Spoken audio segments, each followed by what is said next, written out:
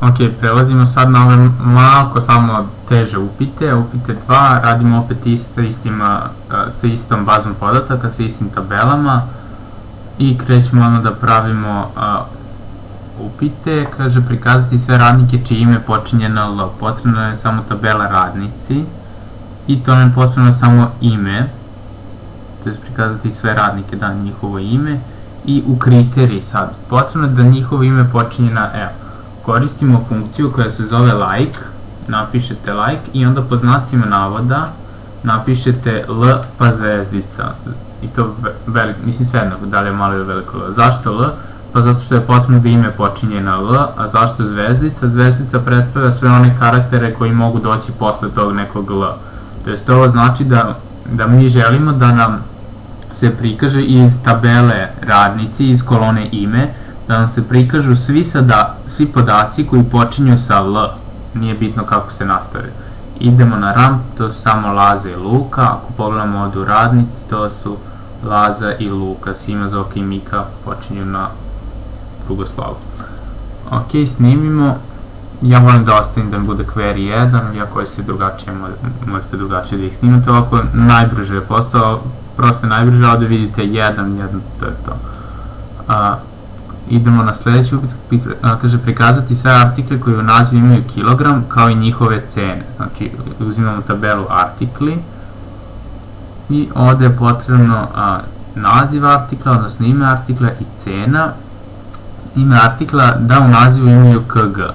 U kriteriji opet koristimo funkciju like. Funkcija like ona pretražuje, to jest kao da skenira ceo podatak i onda vam prikaže ono što vi tražite, to jest podeli na karakter i prikaže ono što vi tražite. Mi tražimo da ono u svom nazivu ima kg.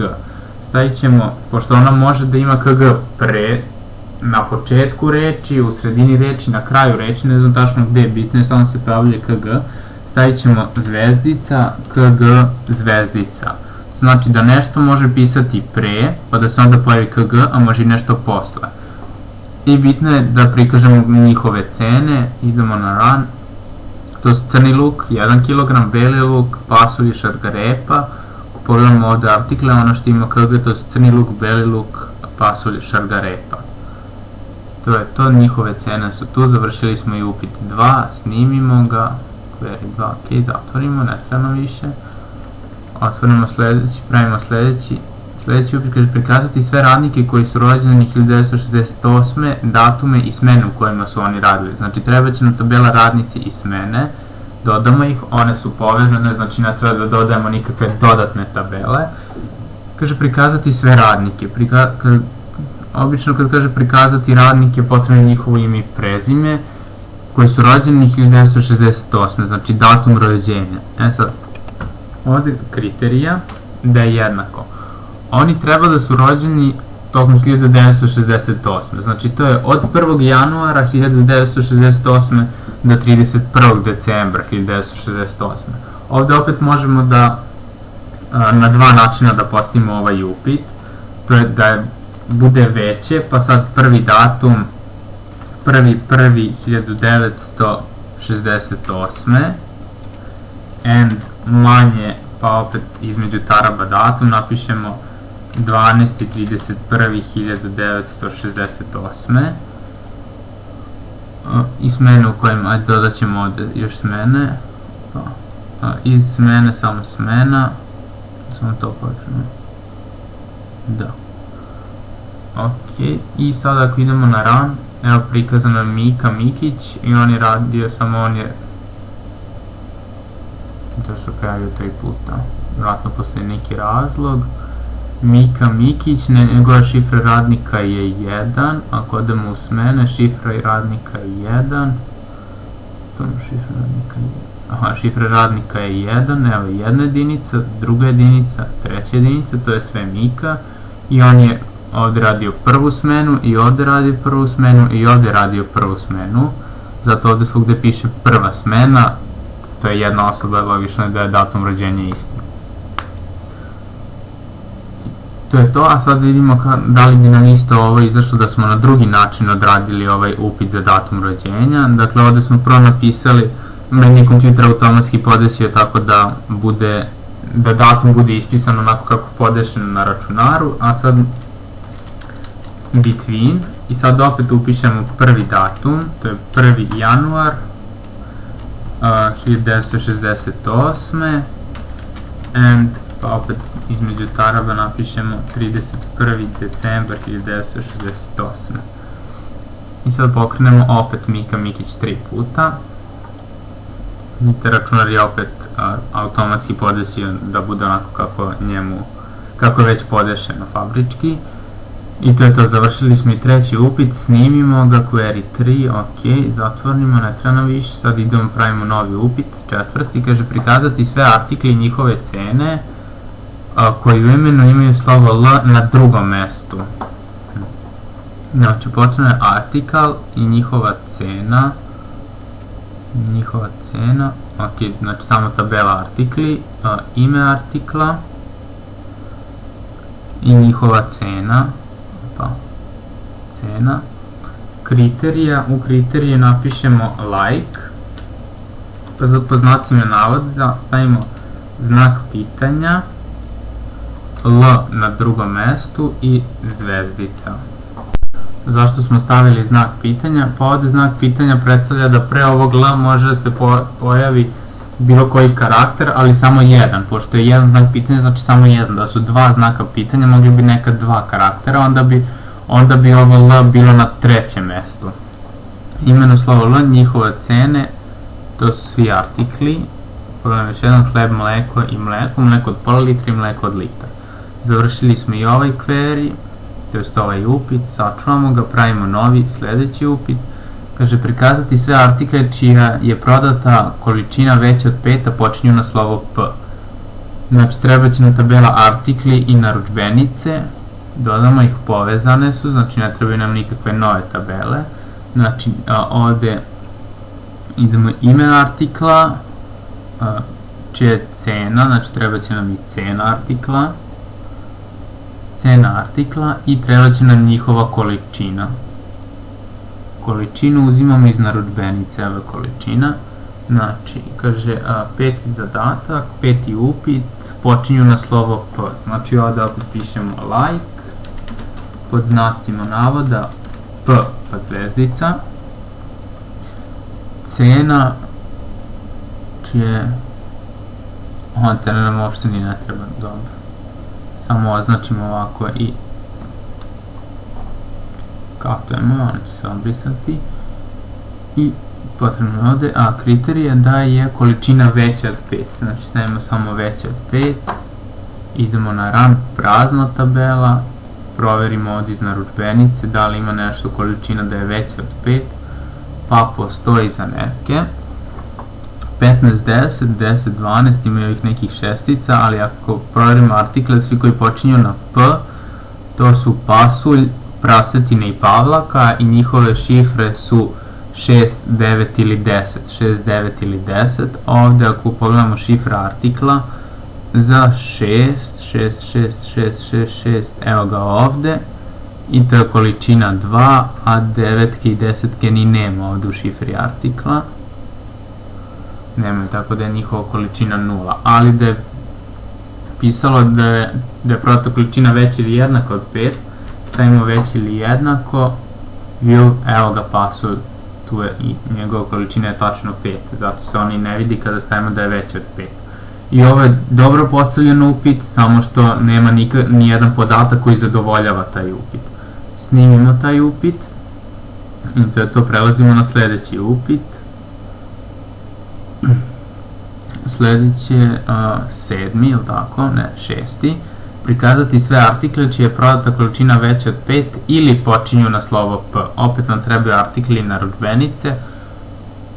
Uvidite da je skoro isto kao i 5. samo je jedino razlika u tome što je u 5. bilo potrebno, a počinju na slovo P, znači da ispunjavaju oba kriterijuma, i da počinje na P i da je količina veća od 5, a ovdje u 6. ili da počinje na P ili da je količina veća od 5.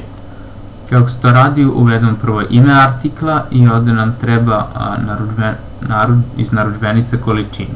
Kriterijumu, znači jedan kriterijum je da količina bude veća od 5, druga je da počinje na P. Ovdje u kriterijumu napišemo like i ovdje P zvezdica, P zato što ovdje piše da počinje na slovo P. A sada ako je ili količina ili veća od 5, ovdje u OR redu napišemo da je veća od 5. I sada kada pokrenemo, to su hleb, mleko, količina jednom kad je hleb prodat to je 15 hlebova, ne znam kome treba 15 hlebova samo, ili 10, onda mleko, ok, čudne brojke. Luk je prodat 8 ili 6 puta i sad nam ostaje još pasulj kada je prodat 5 kg i 3 puta su prodata po 2 kg. Bez obzira što se ovdje ponavljaju podaci više puta, vidimo ovdje da su različiti, sad za pasulj 3 puta su dvojke, ali to se može desiti da su ljudi 3 puta kupili 2 kg pasulja. Ok, završili smo i ovaj upit, snimimo ga, zatvoramo, idemo na sljedeći. Kaže, 7. prikazati podatke o radnicima koji su rođeni 78. ili imaju od 5 do 8 godina staža, adrese i telefon se ne vide. Prikazati podatke o radnicima koji su rođeni 78. Znači, radnici mi 5 do... dobro. Close. Sad, ovdje kaže adresa i telefon se ne vide. Prikazati podatke o radnicima koji su rođeni 78. Znači, treba nam ime radnika, prezime radnika, adresa i telefon se ne vide, znači datum rođenja i godina staža. I treba da su rođeni 78. Ovo ćemo da proširimo. I sad, ili imaju od 5 do 8 godina staža. Sad ovdje u kriterijumu ovdje ću da koristim between funkciju. I sad, prvi datum, to je prvi datum, ne možete samo da napišete 78. Kompjuter neće znati da je to godina, misli da je neki broj. Potrebno da upišete pun datum, znači 1. januar 1978.